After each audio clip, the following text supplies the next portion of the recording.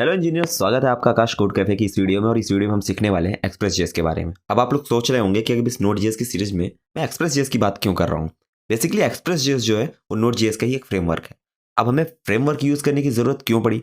Basically node JS में भी हम सारी चीजें अचीव कर सकते हैं, बट एक्चुअल में अगर हम सारा कोड नोड जेएस में लिखेंगे ना तो वो काफ़ी कॉम्प्लिकेटेड हो जाएगा, मतलब काफ़ी लॉन्ग कोड हो जाएगा और काफ़ी ज़्यादा डिफिकल्टी हो जाएगी उसे रीड करने में और याद रखने में। तो इसीलिए नोड जेएस के ऊपर ही बेस्ड ये फ्रेमवर्क्स होते हैं। तो एक्सप्रेस जेएस की तरह रेस्टिफाई भी एक फ्रेमवर्क है और उससे भी हम यूज़ कर सकते हैं, बट मैं एक्सप्रेस जेएस की बात इसलिए कर रहा हूँ क्योंकि ये वाइडली यूज़ होने वाला फ्रेमवर्क है और ज़्यादातर जगहों पे, ज़्यादातर इंडस्ट्री में एक्सप्रेस जेएस ही यूज़ होता है। ओके, तो नाउ एक्सप्रेस जेएस अगर इतना पॉपुलर है तो क्या हम नोड जेएस के बिना ही एक्सप्रेस जेएस को यूज़ कर सकते हैं? जी बिल्कुल नहीं, क्योंकि जो एक्सप्रेस जेएस है वो एक फ्रेमवर्क है जो नोड जेएस के ऊपर ही बना है। मतलब एक्सप्रेस जेएस को रन करने के लिए नोड जेएस की जरूरत होती है। Behind the scene express JS में लिखा हुआ कोड नोड जेएस में ही कन्वर्ट होकर रन होता है। अब सवाल ये है कि हमें एक्सप्रेस जेएस को कब यूज करना चाहिए। तो बेसिकली जब हमें कभी रेस्ट एपीआई या वेब एप्लीकेशन जैसे प्रोजेक्ट बनाने होते हैं तो हम वहां पे एक्सप्रेस डॉट जेएस की यूज करते हैं। अब एक्सप्रेस जेएस क्यों बेटर है? क्योंकि हम एक्सप्रेस जेएस की हेल्प से इजिली बहुत ही ऑर्गेनाइज्ड वे में routing and middleware and error handling कर सकते हैं। एंड दूसरा सबसे बड़ा पॉइंट है कि एक्सप्रेस जेएस की बहुत ही लार्ज कम्युनिटी सपोर्ट है। मतलब अगर आगे चल के हमें एक्सप्रेस जेएस में बनाए हुए किसी कोड में कोई एरर आती है या फिर कोई प्रॉब्लम होती है तो हम इजीली उसे गूगल पे फाइंड आउट कर सकते हैं या फिर अपने क्वेश्चंस को पूछ सकते हैं और हमें उसका सॉल्यूशन इजीली मिल जाएगा। तो अब हम बात करते हैं कि ये सारी चीजें तो हो गई एक्सप्रेस के बारे में ओरली, लेकिन अगर हमें इन्हीं सारी चीजों को प्रैक्टिकली करना हो तो हम कैसे करेंगे? मतलब कि अगर हमें पहला नोड जेएस प्रोजेक्ट बनाना हो तो हम एक्सप्रेस जेएस की हेल्प से कैसे बना सकते हैं। आज की इस वीडियो में हम सीखेंगे इसी पार्ट के बारे में। तो बेसिकली मैंने आपको एक्सप्रेस जेएस को इजी वे में समझाने के लिए यहाँ पे एक्सप्रेस जेएस को दो पार्ट में डिवाइड किया है। पहला पार्ट जिसमें हम एक्सप्रेस जेएस से रेस्ट एपीआई बनाना सीखेंगे और दूसरा पार्ट जिसमें हम एक्सप्रेस जेएस की हेल्प से वेब एप्लीकेशंस बनाना सीखेंगे। तो अभी इसको साइड में रखते हैं और शुरू करते हैं अपना पहला पार्ट यानी building rest API using express JS. तो इस पार्ट में हम अपने किस किस पॉइंट को कवर करने वाले हैं उन सारी पॉइंट्स को मैं आपको बता देता हूं। पहला point creating node JS project using express JS, दूसरा पार्ट क्रिएटिंग राउटिंग, तीसरा पार्ट मिडलवेयर, चौथा पार्ट एरर हैंडलिंग। और उसके बाद इन सारी चीजों को सीखने के बाद हम एक CRUD ऑपरेशन बनाएंगे जिसमें हम proper routing, controllers, middlewares and validation सारी चीजें कवर करेंगे। उसके बाद हम जब और आगे बढ़ेंगे तो हम उसी में ऐड करेंगे अपना डेटाबेस। तो चलिए स्क्रीन पे चलते हैं बिना किसी देरी के और शुरू करते हैं आज का प्रैक्टिकल सेशन। तो सबसे पहले हम यहाँ पे एक फोल्डर क्रिएट कर लेते हैं और इस फोल्डर का नाम दे देते हैं rest API. Okay, and now हम डबल क्लिक कर लेते हैं, यहाँ आते हैं ऊपर और यहाँ लिखते हैं CMD, यानी कि हम आ जाएंगे टर्मिनल में और यहाँ पे आके लिखते हैं कोड डॉट, यानी कि VS कोड में इससे खुल जाएगा कोड हमारा। अब इस फोल्डर के अंदर हम आ गए हैं और यहाँ पे मैं टर्मिनल खोल लेता हूँ। तो चलिए शुरू करते हैं अपने नोड जेएस का पहला प्रोजेक्ट। तो प्रोजेक्ट बनाने के लिए हमें सबसे पहले लिखना पड़ता है npm init। init का मतलब होता है इनिशियलाइजेशन। अब हम उसके बाद यहाँ एंटर मारेंगे तो ये हमसे बहुत तरह के सवाल और क्वेश्चन करेगा और इनपुट मांगेगा। बट अगर आप नहीं चाहते हैं कि ऐसा तो आप यहाँ पे -y लिख सकते हैं, लेकिन मैं आपको दिखाने के लिए यहाँ पे -y नहीं लिखूंगा, सिर्फ npm init लिख के एंटर मारता हूँ। अब एंटर मारूंगा तो यहाँ पे ये हमसे काफ़ी ज़्यादा सवाल करेगा, जैसे कि पैकेज का नेम क्या होना चाहिए। तो अभी के लिए हम रेस्ट एपीआई ही रहने देते हैं, वर्जन अभी 1.00 रहने देते हैं। डिस्क्रिप्शन हम बाद में भी अपडेट कर सकते हैं, अगर आपको कुछ चाहिए तो आप यहाँ पे डिस्क्रिप्शन भी लिख सकते हैं। Entry point index dot JS, मतलब कि आप जो सर्वर फाइल बनाओगे वो कौन सी होगी ये वो पूछ रहा है, हम इंडेक्स डॉट जेएस ही रखते हैं। उसके बाद पूछ रहा है टेस्ट कमांड, उसको भी हमें लिखने की भी जरूरत है नहीं। गिट रिपोजिटरी, आपके पास अगर कोई गिट रिपोजिटरी पहले से आपने बना के रखी है तो उसकी लिंक आप यहाँ दे सकते हैं। क्या होता है गिट बाद में बताऊंगा। कीवर्ड्स अगर कुछ है तो ऑथर, अगर मैं अपना नाम देना चाहूँ तो यहाँ दे सकता हूँ कि कौन है इसका ऑथर, तो मैंने अपना नाम दे दिया। लाइसेंस पूछ रहा है अभी ये, और ये फाइनली दिस ओके, मतलब सारी डिटेल्स आपको ऊपर दिखा के पूछ रहा है कि सब ठीक तो है ना भाई, तो हम कर देते हैं हाँ भाई बढ़िया है चलने दो। अब हम यहाँ आते हैं, पैकेज डॉट जेसन फाइल हमारी यहाँ पे बन चुकी है। तो जो भी डेटा वो हमसे वहाँ लिया था वो सारा इस पैकेज डॉट जेसन फाइल में आ गया है, तो अब हमें टेंशन लेने की कोई जरूरत नहीं है। तो अब मैंने आपको कहा था कि मैं एक्सप्रेस जेएस की हेल्प से आपको यहाँ पे सबसे पहले सर्वर बनाना सिखाऊंगा। तो उससे बनाने से पहले सर्वर हमारी इंडेक्स डॉट जेएस फाइल में होना चाहिए। तो हम यहाँ काम करते हैं, यहाँ पे एक फाइल बना लेते हैं इंडेक्स डॉट जेएस के नाम से। अब हमें एक्सप्रेस जेएस का यूज करके नोड सर्वर बनाने वाले हैं, तो हमें कुछ भी याद रखने की जरूरत नहीं है। चलिए सीधा वेबसाइट पे चलते हैं ना एक्सप्रेस की। तो हम यहाँ आ जाते हैं एक्सप्रेस जेएस और इसकी वेबसाइट पे आने के बाद हमें खुद यहाँ पे सारी चीज़ें पता चल जाएंगी कि हमें कैसे करना है इसे स्टार्ट। तो सबसे पहले इसने बोला डायरेक्टरी बना लीजिए, npm init कर लीजिए, सारा हमने कर लिया है। अब हमें एक्सप्रेस इंस्टॉल करना है, तो इसको कॉपी कीजिए, यहाँ आइए, यहाँ पे आने के बाद इसे पेस्ट कर दीजिए npm install express, then enter मार दीजिए। अब ये जो एक्सप्रेस है वो यहाँ इंस्टॉल हो जाएगा। तो बेसिकली npm के बारे में मैंने आपको बताया था कि नोड के पैकेज इंस्टॉल करने और उस पर सारे ऑपरेशन करने के काम में आता है। अब हम यहाँ पैकेज डॉट जेसन में जाएंगे ना, तो यहाँ पर हम देखेंगे एक्सप्रेस इंस्टॉल्ड हो गया है। तो सारी डिपेंडेंसी जो भी हम इंस्टॉल करेंगे उनका वर्जन और उनका नाम यहाँ पे मेंशन रहता है और इसी की हेल्प से वो सारी फाइल डाउनलोड करता है नोड मॉड्यूल्स के अंदर में। तो ये प्रोजेक्ट सेटअप हो गया है। इसमें मैं थोड़ा सा आपको कुछ चीजें क्लैरिटी दे देता हूँ। जैसे कि ये पैकेज.json जो फाइल होती है इसमें हमारे प्रोजेक्ट से रिलेटेड सारी मेन इंफॉर्मेशन होती है। अब यहाँ पे नोड मॉड्यूल्स है, राइट। अब नोड मॉड्यूल्स का काम क्या होता है? नोड मॉड्यूल्स बेसिकली क्या करता है, हमारे जितने भी पैकेजेस होते हैं ना उसमें यूज होने वाले फाइल, फोल्डर्स, कोडिंग, वो सारी चीज इस नोड मॉड्यूल फोल्डर के अंदर होते हैं, ठीक है। अब इसके बारे में खास बात बताऊं, जब भी हम किसी को शेयर करते हैं अपना प्रोजेक्ट या फिर कहीं डिप्लॉय करते हैं या फिर कहीं स्टोर करते हैं ना, तो हम इस नोड मॉड्यूल्स को स्टोर नहीं करते, इसको हम डिलीट करके तब इसको हटा के तभी हम आगे स्टोर करते हैं। अब पूछोगे इसको अगर हम हटा दिए तो वापस कैसे आएगा? तो वापस आएगा यहाँ से। डिपेंडेंसी के अंदर जितने भी पैकेजेस हम यूज कर रहे हैं प्रोजेक्ट में वो होते हैं और उनके कौन से वर्जन होते हैं वो होते हैं। तो जब भी हमें कहीं पे सर्वर पे या किसी और सिस्टम में चाहिए होता है ना, तो हम सीधा npm i लिखते हैं तो यहाँ से सारा डेटा उठा देता है और वहाँ पे फोल्डर बना के उसमें सब डाल देता है ऑटोमेटिकली। तो नोड मॉड्यूल फोल्डर का ध्यान रखिएगा कि ये फोल्डर कितना इंपॉर्टेंट होता है और इसको हम कैसे मैनेज करते हैं, ठीक है। और अब हम सीखते हैं कि हम अपने Node.js पे एक्सप्रेस सर्वर जो होगा उसको कैसे रन करेंगे, ठीक है। तो उसको रन करने के लिए हम ऑफिशियल वेबसाइट पे चलते हैं बिना किसी तकलीफ के। तो हम यहाँ पे आ गए हैं और यहाँ पे हम देखेंगे नेक्स्ट हेलो वर्ल्ड पे चलते हैं और यहाँ पे हम आएंगे तो यहाँ हमें दिख रहा है ये, इसको हम करेंगे कॉपी करने के बाद हम इसको यहाँ पे करेंगे पेस्ट। अब देखिए इसमें ये वाला जो पार्ट है ना, ये है एपीआई कॉल की गई है, इसको हम रोक देते हैं अभी, ठीक है। अभी इतना समझिएगा बस, ऊपर वाला ये वाला। तो यहाँ पे हमने एक्सप्रेस को रिक्वायर कर लिया, उसको एक्सप्रेस वेरिएबल में ले लिया, उसके बाद एक्सप्रेस मेथड को हमने कॉल किया जिसको हमने ऐप वेरिएबल में ले लिया। अब यहाँ पे ध्यान दीजिएगा कि ये जो ऐप है ना, इस ऐप के अंदर ही हमारे पूरे एप्लीकेशन की कन्फिग्रेशन होगी। मतलब अगर हमें अपने एप्लीकेशन में कुछ ऐड करना हो, कुछ हटाना हो, कुछ अलाउ करना हो, वो सारी चीज़ें ना इस ऐप के थ्रू होंगी। इस ऐप के ऊपर ही हम सारा काम करने वाले हैं, ठीक है। और ये जो पोर्ट हमने एक वेरिएबल में ले लिया, इस पोर्ट को हम बताते हैं अभी यहाँ पे यूज़ करना है, ठीक है। तो हमने क्या किया, ऐप को बताया है कि भाई ऐप इस पोर्ट पे ना लिसन करो, इस पोर्ट पे लिसन करके सर्वर को रन करो, ठीक है। तो ये पोर्ट है 3000, मतलब कि ये एप्लीकेशन को 3000 पे रन होने की हमने परमिशन दी है कि भाई तुम ऐसा करो। तो अब जब इस फाइल को हम रन करेंगे ना index.js को, तो जो हमारा एप्लीकेशन है ना वो 3000 पोर्ट पे रन होने लगेगा। तो हम इसको सेव कर लेते हैं, यहाँ पर आते हैं। अब यहाँ पे हम लिखते हैं node index.js ऐसे, राइट। तो यार अब देखेंगे कि हमारा जो सर्वर है ये हमारा रन होने लगा है, राइट। अब उसके बाद अगला स्टेप क्या है, सर्वर तो बन गया हमारा। अब सर्वर पे हम क्या बनाएंगे, हमने आपको पहले बताया था हम इसमें एपीआई बनाने वाले हैं, ठीक है। तो ये जो कोड है ना, ये एक एपीआई का ही सैंपल है, ये एक एपीआई ही है। अब एपीआई कैसे है मैं इसको थोड़ा सा डिस्ट्रक्चर करके आपको समझाता हूँ, ठीक है। ये तो आपको पता है, ये एप्लीकेशन की कॉन्फ़िगरेशन और ऐप है पूरा। इसमें हमने क्या बताया कि भाई गेट मेथड की ना एक एपीआई बनाओ, गेट मेथड। अब मेथड क्या होता है, देखिए एपीआई अगर आपने पढ़ा होगा कि क्या होता है, एपीआई के बारे में अगर आप थोड़ा जानते हैं तो आपको पता होगा, और नहीं पता तो मैं आपको शॉर्ट में बता देता हूँ। देखिए एपीआई को कॉल करने के ना अलग अलग मेथड होते हैं, गेट, पुट, डिलीट, पैच वगैरह वगैरह अलग अलग मेथड होते हैं, ठीक है। तो हमें कौन सा मेथड कब यूज करना है ये मैं आपको आगे बता दूंगा, लेकिन ये सारे मेथड्स हमें यहाँ पे बताने होते हैं। तो हम यहाँ पे आपको क्या बताएं कि भाई ये जो एपीआई बना रहे हो ना, ये गेट मेथड से कॉल होना चाहिए। हम ये जो एपीआई बना रहे हैं ना, ये पोस्ट मेथड से कॉल होना चाहिए। ऐसे ऐसे हम सारी एपीआई इनको बताते हैं कि हम जो भी एपीआई बना रहे हो उसका मेथड क्या होना चाहिए, ठीक है। तो आप यहाँ पे लिस्ट दे सकते हैं, यहाँ पे सारी एपीआई के मेथड मेंशन है और उनका क्या यूज है वो भी मेंशन है। अब देखिए मैंने यहाँ पे सेव तो किया है, लेकिन एक्चुअल में ना ये अभी कोड अपडेटेड कोड यहाँ पे रन नहीं हो रहा है। यहाँ पे क्या है, जो पहला कोड था ना वही रन हो रहा होगा, क्योंकि इसको अभी हमने रन नहीं किया। तो इसके लिए क्या करना पड़ेगा, हम इसको बंद करेंगे, फिर से करेंगे, फिर एंटर मारेंगे। तो देखिए ये बहुत ही गंदा प्रोसेस है कि हम बार बार यहाँ पे सेव करेंगे, फिर यहाँ बंद करेंगे, फिर चालू करेंगे। कुछ ऐसा हो ना कि अगर हम सेव करें ऑटोमेटिकली रिस्टार्ट हो जाए। तो इसके लिए हमको क्या करना पड़ेगा, हमको लिए एक पैकेज डाउनलोड करना पड़ेगा, नोडमॉन। इंस्टॉल कर लीजिए एक्चुअल में, और नोडमॉन फाइल का नाम दे देंगे, फिर एंटर मारेंगे ना तो ये फाइल स्टार्ट हो गई। अब हम क्या करेंगे, जब भी कोई चेंज करेंगे, सेव करेंगे ना, ये ऑटोमेटिकली रिस्टार्ट हो जाएगा। मतलब हमें अब सर्वर की चिंता नहीं है, हमारा अपडेटेड कोड हमेशा रिस्टार्ट हो जाएगा और वो रिफ्लेक्ट होगा, ठीक है। npm i nodemon करके -g करके ऐसे एक कमांड होता है, -g मतलब ग्लोबली इंस्टॉल करने का नोडमॉन को। आप एक बार जाके गूगल पे देख लीजिएगा, ठीक है। नहीं तो कमेंट सेक्शन में बता दीजिएगा, मैं सॉल्यूशन दे दूंगा। तो हमने एक्सप्रेस का सर्वर बना लिया, उस पर एपीआई बना लिया। अब चलिए इस एपीआई को कॉल करते हैं। यहाँ पे आके यहाँ पर हम आते हैं, यहाँ लिखते हैं लोकल होस्ट, क्योंकि हमारा सर्वर जो है लोकल होस्ट पे चल रहा है और पोर्ट कौन सा है 3000, राइट। यानी कि ये जो है 3000 पोर्ट पे हमारा चल रहा है। हम इनको एंटर मारते हैं तो हम देखेंगे हमें हेलो वर्ल्ड मिल गया, जो कि हमने यहाँ से रिटर्न कराया था। तो हमारा पहले कोड का पहला हेलो वर्ल्ड मिल चुका है, पहली एपीआई बन चुकी है। तो कैसा लग रहा है आपको? कंग्रेचुलेशन कि आपने पहला एपीआई अपना बना लिया गेट मेथड से, ठीक है। तो ये था एपीआई बनना, छोटा सा जो स्टार्टिंग पॉइंट है ना, एपीआई वो बन गई है। खुशी तो हो रही होगी थोड़ा। अब हम आगे बढ़ते हैं। अब हमें ये देखना है कि भाई एपीआई तो बन गई, लेकिन क्या बस इतना बना लेना ही एपीआई कहलाता है? यही हो गया एपीआई बनाना? तो नहीं भाई, मैं आपको बताता हूँ एपीआई में क्या होता है। एपीआई में हम सिर्फ डेटा भेजते ही नहीं है, एपीआई में डेटा हम लेते भी हैं, हम रिक्वेस्ट के थ्रू डेटा लेते भी हैं। अब आपके मन में सवाल आ रहा होगा कैसे लेते हैं, तो देखिए इसमें ऐसा है कि एपीआई से कभी भी डेटा अगर हमें रिक्वेस्ट में लेना है तो उसके 3 मेथड होते हैं।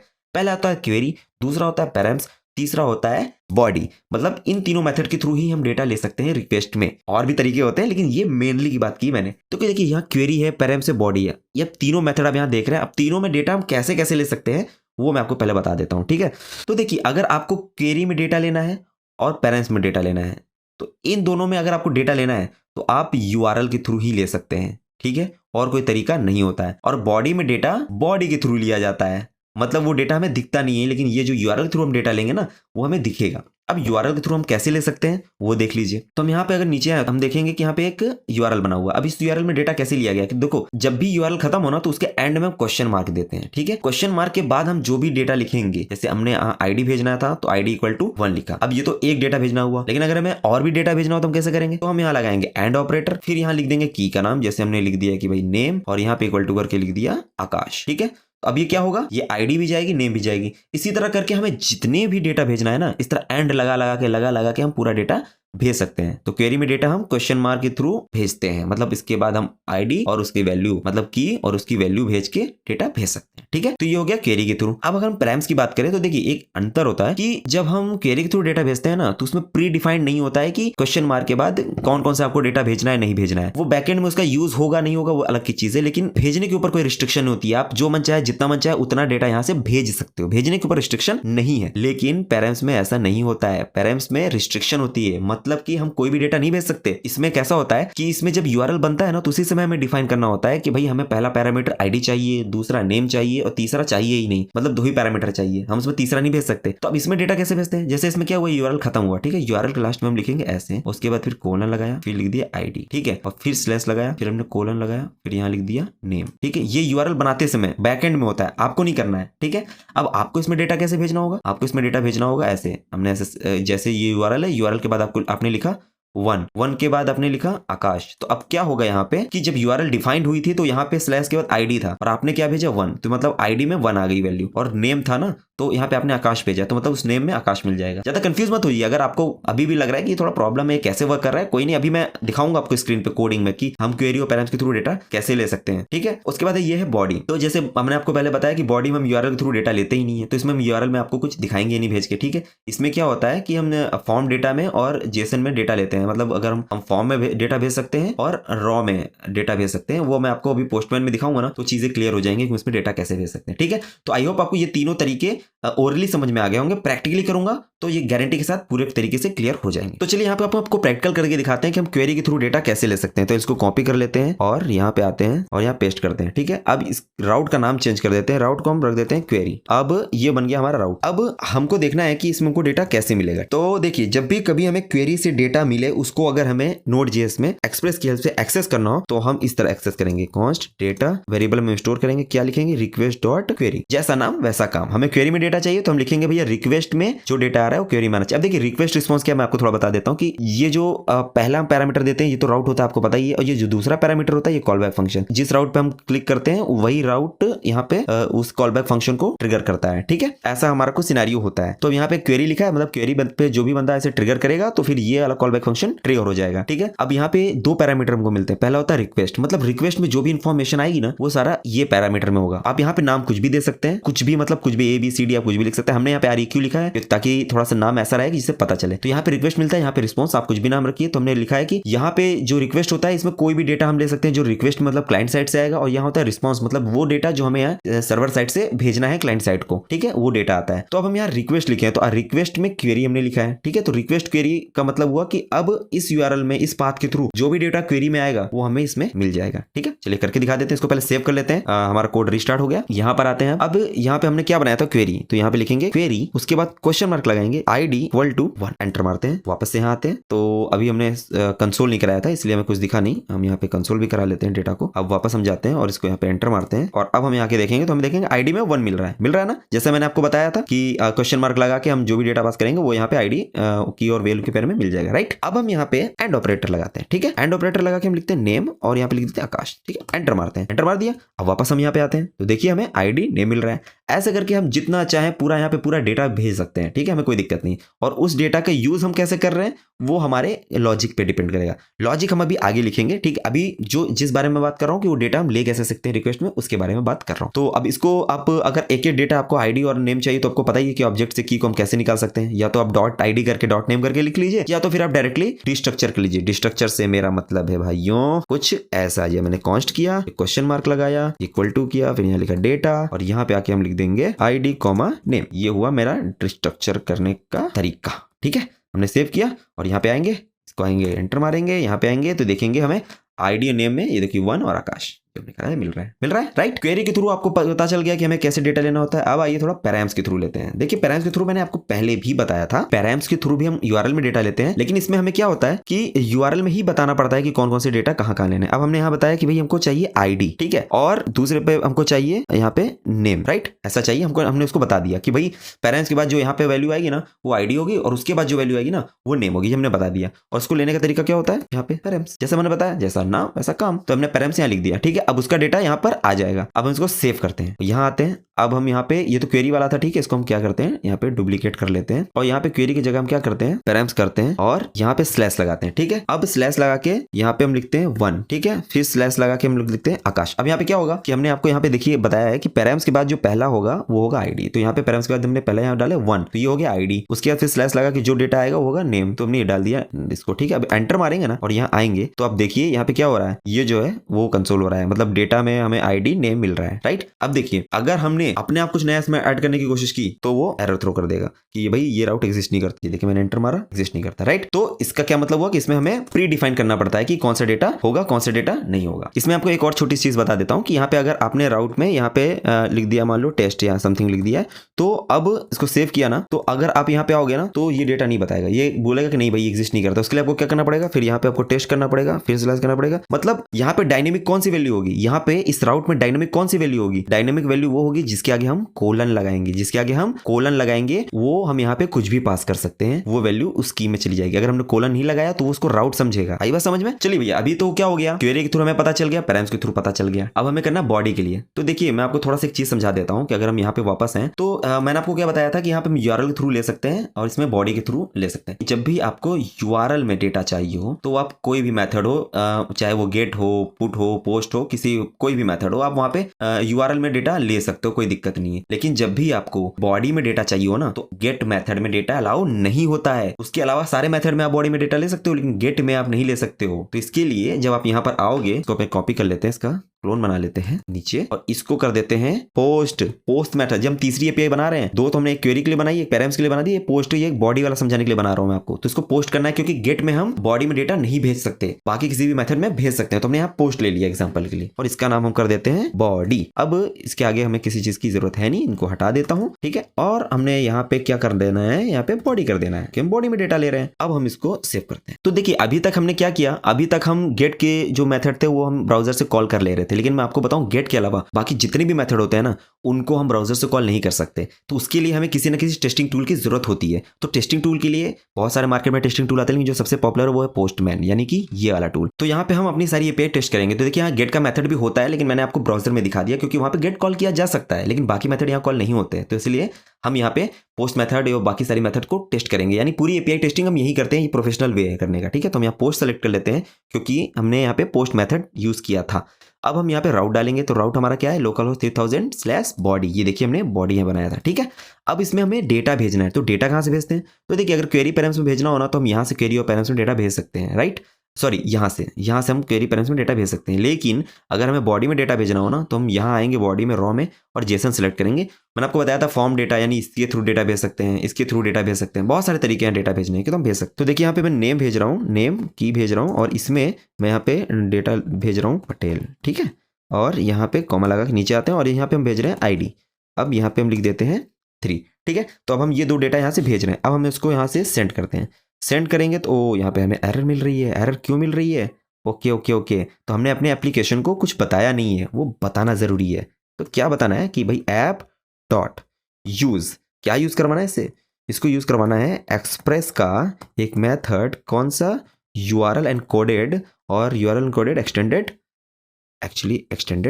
फॉल्स, ठीक है। ये कराना है मेथड इसको। ताकि ये वर्क कर सके। उसके बाद इसको एक और कराना है app.use, और यहाँ पे क्या बताना है express.json कि भैया जेसन डेटा एक्सेप्ट करना सीख जाओ। ये समझा रहे हैं हम इसको, ठीक है, क्योंकि हम यहाँ से डेटा जो है वो जेसन फॉर्मेट में भेज रहे हैं, तो वही कह रहे हैं जेसन में डेटा एक्सेप्ट करना सीख जाओ। ये हमने बताया इसको यहाँ पे। अब हम नीचे आते हैं, अब ये रेडी। अब हम एपीआई को यहाँ से वापस से कॉल करते हैं।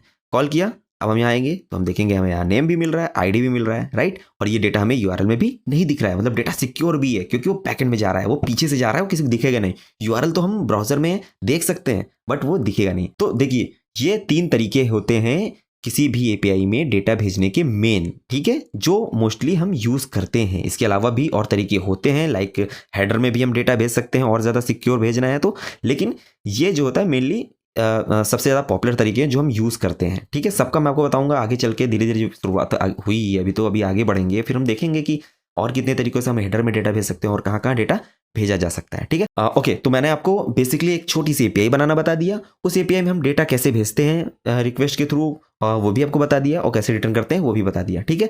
तो एक जो बेसिक स्ट्रक्चर होता है ना एक्सप्रेस का, वो मैंने आपको समझा दिया है यहाँ पे, ठीक है। अब नेक्स्ट वीडियो में हम बनाने वाले हैं एक प्रोजेक्ट, एक छोटा सा प्रोजेक्ट जिसमें हम CRUD ऑपरेशन यूज करेंगे। उसमें हम पूरे इंडस्ट्री लेवल पे कैसे राउटिंग की जाती है, कैसे कंट्रोल बनते हैं, कैसे मिडलवेयर बनते हैं, कैसे वैलिडेशन होते हैं, वो सारी चीज़ मैं उसमें आपको बताऊंगा। वो प्रोजेक्ट आपको और ज़्यादा कॉन्फिडेंस देगा और ज़्यादा क्लियरिटी आएगी उसको करने के बाद कि हमें नोड में प्रोजेक्ट एक्सप्रेस की हेल्प से कैसे बनाने होते हैं। तो चलिए अभी के लिए धन्यवाद। अगर आपको वीडियो अच्छी लगी हो तो प्लीज़ मुझे कमेंट में या फिर लाइक करके ज़रूर बताइएगा कि वीडियो कैसी लगी। Thank you so much, keep learning.